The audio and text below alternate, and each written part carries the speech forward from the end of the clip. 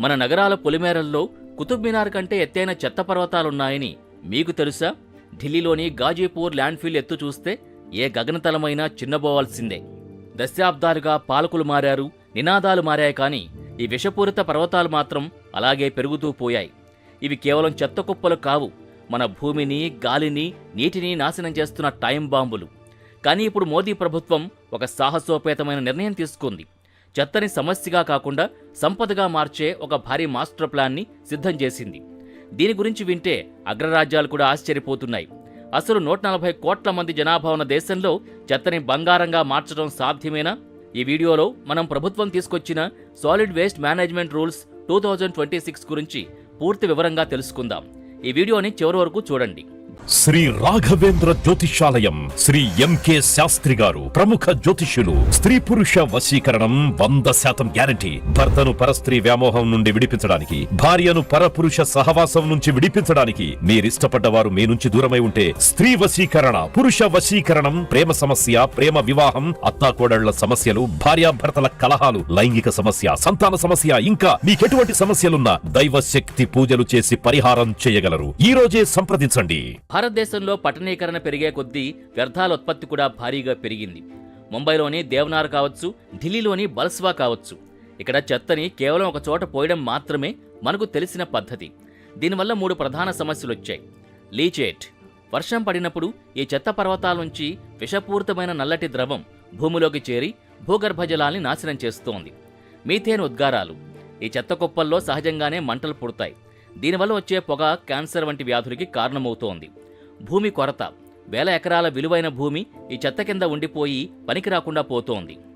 మోదీ ప్రభుత్వం ప్రకటించిన ఈ కొత్త నియమాలు 2016 నాటి పాత రూల్స్ని పూర్తిగా రద్దు చేస్తాయి. ఈ కొత్త చట్టం ప్రకారం చెత్త నిర్వహణ అనేది కేవలం మున్సిపాలిటీ పని మాత్రమే కాదు, అది ఒక పారిశ్రామిక ప్రక్రియ. ఏమిటి సర్క్యులర్ ఎకానమీ? దీని వెనుకున్న అసలు సిద్ధాంతం వ్యర్థం నుంచి సంపద, ప్లాస్టిక్ నుంచి రోడ్లు. ఇప్పుడు మనం వాడి పడేసే ప్లాస్టిక్ కవర్లతో రహదారులు నిర్మించబోతున్నారు. ప్లాస్టిక్ మిశ్రమంతో వేసే రోడ్లు సాధారణ తారు రోడ్ల కంటే ఎక్కువ కాలం మన్నుతాయి. తడి చెత్త నుంచి బయోగ్యాస్ తయారు చేసి దాంతో బస్సులు నడపడం లేదా విద్యుత్ ఉత్పత్తి చేయడం ఈ ప్లాన్లోని ముఖ్య అంశం. కిచెన్ వేస్ట్ నుంచి అధిక నాణ్యత గల ఎరువుల్ని తయారు చేసి రైతులకి తక్కువ ధరకు అందిస్తారు. ప్రభుత్వం ఈసారి సాంకేతికతను భారీగా వాడుతోంది. GPS tracking. చెత్త సేకరణ వాహనం మీ ఇంటి వీధిలోకి వచ్చిందా లేదా, అది చెత్తను తీసుకుని ఎక్కడికి వెళుతోంది, ఇవన్నీ ఒక సెంట్రల్ డాష్ బోర్డ్ ద్వారా అధికారులు రియల్ టైంలో పర్యవేక్షిస్తారు. లంచాలు తీసుకోవడం లేదా పని ఎగ్గొట్టడం ఇక సాధ్యం కాదు. AI robotics. చెత్తని వేరు చేయడం అనేది మనుషులకు కష్టమైన పని. అందుకే ఈ కొత్త ప్లాంట్స్లో రోబోటిక్ ఆర్మ్స్ వాడుతున్నారు. ఇవి కన్వేయర్ బెల్ట్ మీద వెళ్తున్న చెత్తలో ప్లాస్టిక్ ఏది, గాజు ఏది, లోహం ఏది అనేది కనురెప్పపాటులో వేరు చేస్తాయి. Smart apps. మీ వీధిలో చెత్త పేరుకుపోయి ఉంటే మీరు ఫోటో తీసి యాప్లో పెడితే చాలు, సిస్టమ్ ఆటోమేటిక్గా బాధ్యత గల అధికారికి నోటీస్ పంపిస్తుంది.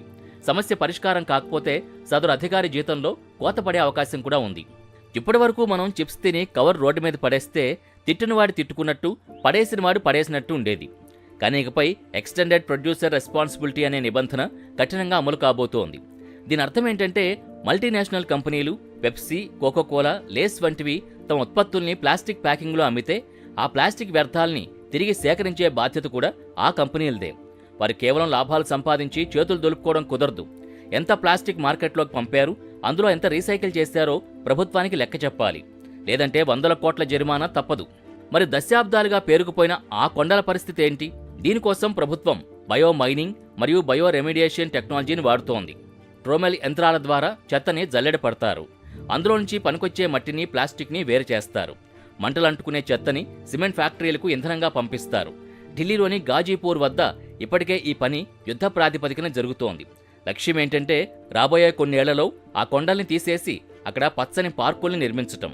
చెత్త నిర్వహణలో భారతదేశంలో ఇండోర్ నగరం ఒక రోల్ మోడల్. గత 7 ఏళ్లుగా వరుసగా క్లీనెస్ట్ సిటీగా అవార్డు పొందుతోంది. ఇండోర్లో 100% చెత్తని మూలంలోనే వేరు చేస్తారు. అక్కడ ఆసియాలోనే అతిపెద్ద బయో సిఎన్జీ ప్లాంట్ని మోదీ ప్రారంభించారు.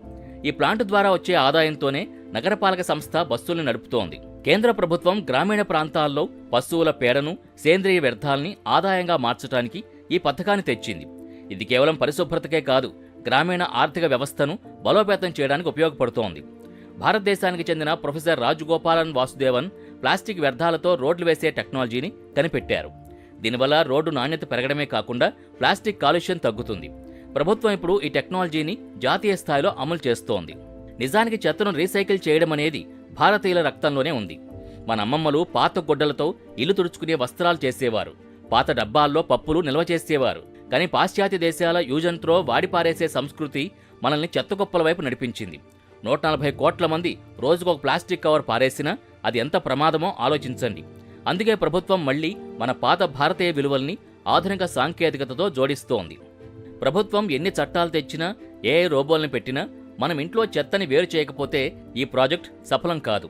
మనం పాటించాల్సిన 3 బిన్ సిస్టమ్: పచ్చ డబ్బా కూరగాయల తొక్కలు, మిగిలిన ఆహారం వంటి తడి చెత్త; నీలం డబ్బా ప్లాస్టిక్, కాగితం, గత్తా వంటి పొడి చెత్త; నలుపు లేదా ఎరుపు డబ్బా పాత మందులు, బ్యాటరీలు, శానిటరీ వ్యర్థాలు వంటి ప్రమాదకర చెత్త. మన కిచెన్లో మనం చేసే ఈ చిన్న మార్పు దేశం ఎదుర్కొంటున్న అతిపెద్ద సమస్యని పరిష్కరిస్తుంది. ఫ్రెండ్స్, ఏప్రిల్ 1, 2026 అనేది కేవలం ఒక తేదీ కాదు. అది భారతదేశం ఒక పరిశుభ్రమైన, ఆరోగ్యకరమైన దేశంగా మారే ప్రయాణానికి ఆరంభం. మోదీ ప్రభుత్వం తీసుకున్న ఈ చర్య కేవలం చెత్తను క్లీన్ చేయడం గురించి మాత్రమే కాదు, భారతదేశ ఆర్థిక వ్యవస్థను $5 ట్రిలియన్ వైపు నడిపించే ఒక కొత్త వ్యూహాత్మక అడుగు. ప్రపంచవ్యాప్తంగా చెత్త నిర్వహణ అనేది ఒక పెద్ద సవాల్. కానీ భారతదేశం ఎదుర్కొంటున్న సవాల్ మరెక్కడా లేదు. ఎందుకంటే మన దేశంలో ప్రతిరోజు సుమారు 1.5 లక్షల టన్నుల ఘన వ్యర్థాలు ఉత్పత్తి అవుతున్నాయి. సంవత్సరానికి ఇది 62 మిలియన్ టన్నులకు పైమాటే. అమెరికా లేదా యూరప్ దేశాల్లో జనాభా తక్కువ కాబట్టి వారు చెత్తను నిర్వహించడం సులభం. కానీ 140 కోట్ల జనాభా ఉన్న దేశంలో ప్రతి గల్లీ నుంచి చెత్తను సేకరించి దాన్ని డిజిటల్గా ట్రాక్ చేస్తూ రీసైకిల్ చేయడం అనేది ఒక అద్భుతం లాంటిది. జపాన్ మరియు జర్మనీ వంటి దేశాలు చెత్త నిర్వహణలో అగ్రస్థానంలో ఉన్నాయి. కానీ అవి చిన్న దేశాలు. భారతదేశం వంటి ఉపఖండం లాంటి దేశంలో ఇంత భారీ స్థాయిలో 2026 నాటికి పూర్తి మార్పు తీసుకురావాలనే మోదీ ప్రభుత్వ సంకల్పాన్ని చూసి ఐక్యరాజ్యసమితి సైతం ప్రశంసిస్తోంది. ఇది కేవలం పారిశుద్ధ్యం గురించి కాదు, భారతదేశం తన వనరుల్ని ఎంత సమర్థవంతంగా వాడుకోగలదనే మేనేజ్మెంట్ స్కిల్స్కి నిదర్శనం. మనం ఇందాక మాట్లాడుకున్నట్టు మన కబాడీవాలా వ్యవస్థ ప్రపంచంలోనే అత్యంత విజయవంతమైన రీసైక్లింగ్ మోడల్. కానీ ఇప్పటివరకు మీరు ప్రభుత్వ రికార్డుల్లో ఎక్కడా లేరు. మోదీ ప్రభుత్వం ఇప్పుడు ఈ అన్ఆర్గనైజ్డ్ సెక్టార్ని మెయిన్ స్ట్రీమ్లోకి తీసుకురాబోతోంది. కొత్త చట్టం ప్రకారం చెత్త ఏరే వారికి కూడా గుర్తింపు కార్డులు ఇచ్చి వారిని మున్సిపాలిటీలతో అనుసంధానం చేస్తారు. వారికి బీమా మరియు ఆరోగ్య సదుపాయాలు కల్పిస్తారు. అంటే చెత్త నిర్వహణ అనేది కేవలం మురికి పని మాత్రమే కాదు, వేల మందికి ఉపాధి కల్పించే ఒక గౌరవప్రదమైన వృత్తిగా మారబోతోంది. ఇది ఒక సామాజిక విప్లవం, అట్టడుగునున్న వారికి ఆర్థిక భరోసా కల్పించే ఒక గొప్ప రాజకీయ అడుగు. ఇందులో మరో కీలకమైన పాయింట్ ఏంటంటే, ఇప్పటివరకు మున్సిపల్ అధికారులు నిధులు లేవనో లేక సిబ్బంది లేరనో సాకులు చెప్పేవారు. కానీ 2026 రూల్స్ ప్రకారం ప్రతి మున్సిపాలిటీ తమ పరిధిలోని చెత్తని శాస్త్రీయంగా నిర్మూలించకపోతే వారికొచ్చే కేంద్ర నిధుల్లో కోత విధిస్తారు. అంతేకాదు, చెత్తని తగలబెట్టడం వల్ల వచ్చే వాయు కాలుష్యంపై నేరుగా నేషనల్ గ్రీన్ ట్రిబ్యునల్ విచారణ జరిపి కోట్లాది రూపాయల జరిమానాలు విధిస్తుంది.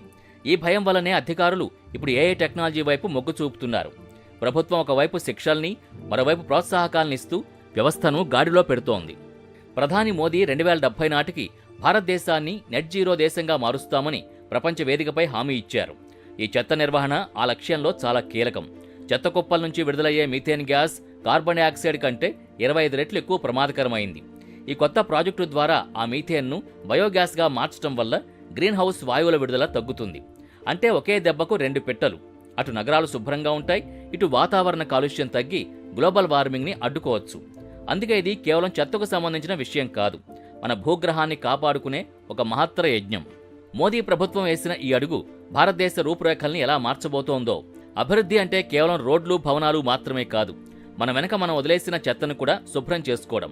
మనం ఈ 2026 లక్ష్యాన్ని చేరుకుంటే రాబోయే తరాలకు మనం ఒక స్వచ్ఛమైన గాలిని, ఆరోగ్యకరమైన నేలని అందించగలం. ఈ ప్రయాణంలో మీరు కూడా భాగస్వామ్యం కావాలి. మీ ఇంటి చెత్తను వేరు చేయడం ద్వారా ఈ మహాక్రతువులో మీరు కూడా ఒక సైనికుడిగా మారండి. ఈ గొప్ప మార్పుపై మీ అభిప్రాయాన్ని కామెంట్ చేయండి. వీడియోని లైక్ చేసి అందరికీ షేర్ చేయడం మర్చిపోవద్దు. మరి మీరేమనుకుంటున్నారు? మన నగరాలు నిజంగా విదేశాల్లా శుభ్రంగా మారతాయా? మనం మన అలవాట్లను మార్చుకోవడానికి సిద్ధంగా ఉన్నామా? మీ అభిప్రాయాల్ని కామెంట్ బాక్సులో తెలియచేయండి. ఈ సమాచారం ప్రతి భారతీయుడికి చేరాలి. కాబట్టి ఈ వీడియోని మీ వాట్సాప్ గ్రూపుల్లో తప్పకుండా షేర్ చేయండి. ఇలాంటి వీడియోల కోసం మన ఛానల్ని సబ్స్క్రైబ్ చేసుకోండి.